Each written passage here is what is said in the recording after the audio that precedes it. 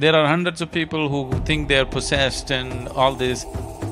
There is a science like that. One can use energies negatively to cause harm to somebody else.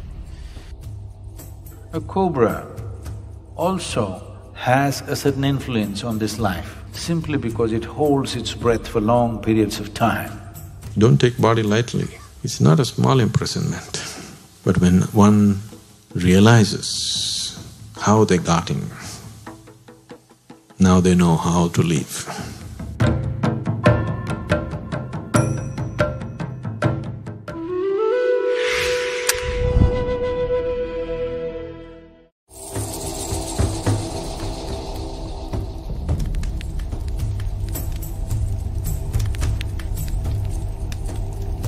This disembodied life has no discriminatory mind. It will tend to go by its tendencies. Whatever karmic substance which is still not dissolved, which will form a certain type of tendency, will drive it in certain directions. Certain directions means wherever there is life, and the life is of such a nature that it breeds minimally. For example, a tamarind tree. If you go and watch the other trees, you will see a lot of birds will be sitting for the night's rest. No bird will settle down on a tamarind tree because the level of oxygen around a tamarind tree is extremely low.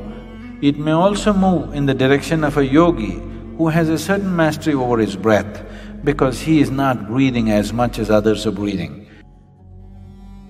A cobra also has a certain influence on this life simply because it holds its breath for long periods of time.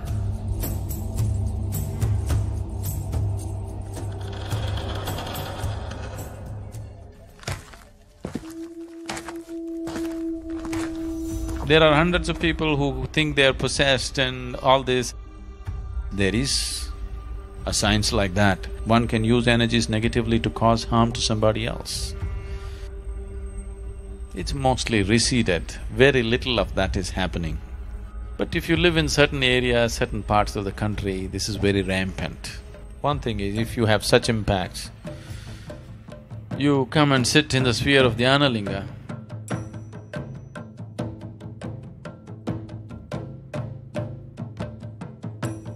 because there are occult dimensions to Dhyanalinga which just nullifies all this. One Paurnami or Amavasya when things are more receptive for you, just one day, just sit there and go, that's all. It gets taken care of.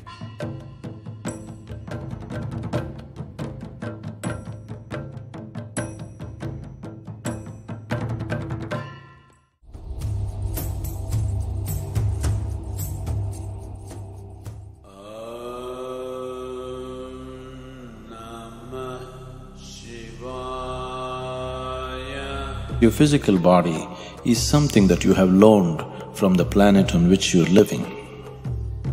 When the time comes, the planet will claim it back. But the other dimensions of you, especially the karmic shell, continues to play. If it is in a certain level of awareness, the disembodied being is in a certain state of pleasantness. It is this that is being referred to as heaven, because they have left their physical body in a certain state of awareness. They enjoy the sweetness at a certain period of time. A holiday, a vacation, before you take on another physical body. Similarly, if people live in certain states of fear, anxiety, anger,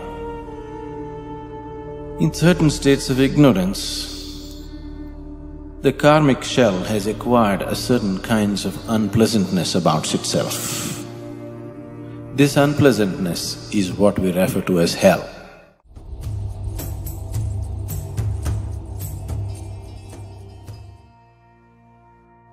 Normally when somebody dies, we say, this person is no more. But that's not the truth. He's no more the way you experience him, but he still is in many other ways. Don't take body lightly. It's not a small imprisonment. Unless you break it open, you can't leave it, isn't it? But when one realizes how they got in, now they know how to leave. If a person consciously sheds the body without damaging the body in any way, like you shed your clothes, you shed your body fully consciously, then we say this is Mahasamadhi. When a person lives like this, that's the end. Truly no more. Once again, whatever you called as myself has just dissolved and become a part of the cosmos. Full circle. Nothing is nothing.